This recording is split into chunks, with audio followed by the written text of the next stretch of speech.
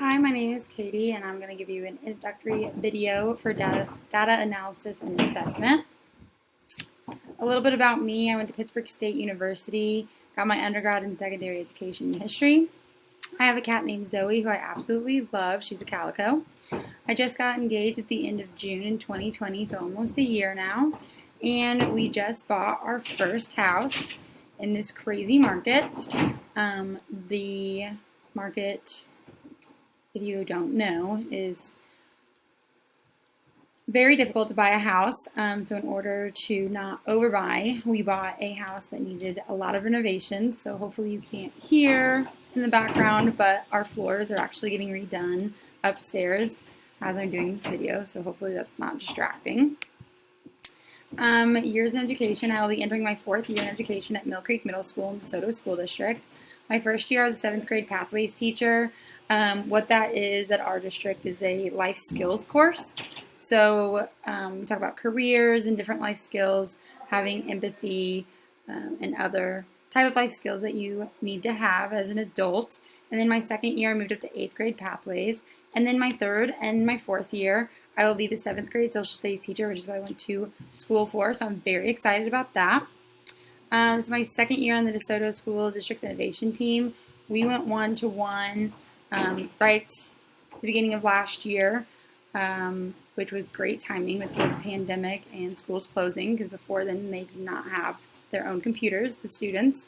But with that came a lot of complications. A lot of teachers didn't really know how to innovate technology into their classrooms. So we started a team, and it's different teachers, different grade levels, different classes all throughout the district, and we get together and come up with cool ways to use technology and then share it out with our coworkers, our colleagues.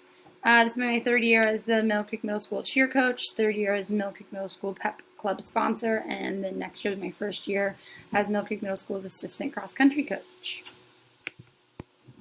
My goals: I finally get to teach the same content this year, so I look forward to becoming a better teacher and making my lessons more interactive and engaging for students. I've never had the chance to reflect on my year before for specific lessons and improve them, so I'm really excited about that. I want to complete my master's, hopefully in a year and a half. I'm going to take a semester off for the wedding. Continue teaching for at least 10 years, probably more, and then potentially moving into administration. I'm not 100% set on going into administration, so we'll see what happens. I want to continue growing as a coach and a mentor for my students. My personal goals are to finish my house renovations with all my sanity intact, have a wonderful wedding, and start a family in about 2 years. I want to become an administrator. Like I said, I'm not 100% dedicated to this idea, but reasons I would want to is using my experience as a teacher to improve the relationship between staff and administrators, make a difference, and be supportive for students that need more support than can be right in the classroom, and tie in the community with the school and the district. Data analysis and assessments. My school district uses use of data. They use state assessment scores a lot, observations, time on tasks, formal observation, classroom grades, and compare that with state assessment scores, and behavior observations, which kind of goes in with that time on task, just comparing behaviors of students that are at risk to other students in the classroom. My use of data: I like to use state assessment scores and compare them to the classroom scores. If their classroom scores are lower than their state assessment scores, I know that they're just not using their full ability, and I need to figure out how to get them to use that full ability in my classroom. I also use formal observations for that. I like to look at behavior observations, see how they behave in certain situations or around certain peers. I have some classes that when they are doing individual work, they're amazing, and group work, they really struggle, and I have classes that are the complete opposite.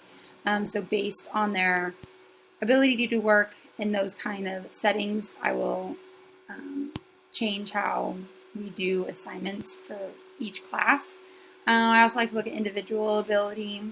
I had a student this year, we do geography for the first semester, and he was very low when it came to geography and wasn't really didn't know what where the states were, or what they were, didn't even know all of the states. or very many of them. So instead of having him move on to Europe with us, I kept him at the United States. We just talked about America until he nailed that. Then I had to move on with the rest of the class. But I just felt like that was, as a seventh grader, something that he really needed to understand before moving on to other aspects of geography. Classroom ability, I talked about this a little bit earlier. Different peers in the same class have different abilities they can work in, different atmospheres. Using my team to see ability and behavior in other classes. So if they're doing really well in all the classes and not mine, I look to see what the difference is between my teaching and other teachers' teachings. And I really like to use students' reflections as my data. What could I have done better? What could they have done better? What was explained well? What wasn't? I really use my students' reflections a lot. And they see that, so they're very honest, and it's really helpful. Using data to enhance learning environment, I propose that improving my knowledge of data analysis and assessments will guide me into knowing when to use what type of data during specific situations. This will make my time used to improving my classroom environment more productive. Thank you for watching my video, and it was nice to meet you. Have a great day.